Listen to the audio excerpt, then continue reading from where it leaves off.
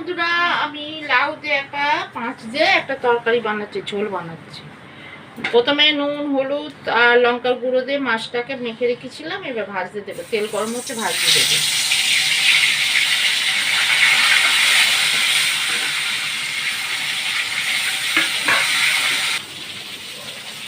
মাছটা ভাজা হয়ে গেছে, তুলে নেব। কড়াইয়ে একটু তেল দেব,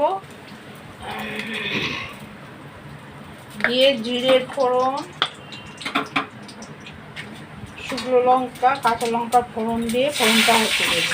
এবার আলুটা ভাজতে দেবো, আলু ডাঁটা সব ভাজতে দেবো।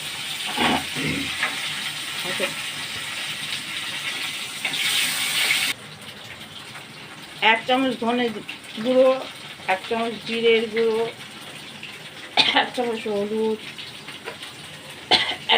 দেড় চামচ নুন, একটু চিনি দিলাম, লাউ তরকারি তো চিনি দিলাম। এবার একটু জল দিয়ে কষবো, এটাকে কষতে থাকি। মশলাটা কষা হয়ে গেছে, এবার লাউটা দেব, দিয়ে আবার কষবো। এবার চাপা দিয়ে রাখবো খানিকক্ষণ। এবার লাউ দিয়ে জল বের হয়ে গেছে, এবার জল দিয়ে দেবো, অল্প একটু জল দিয়ে ঢাকা দিয়ে দেবো।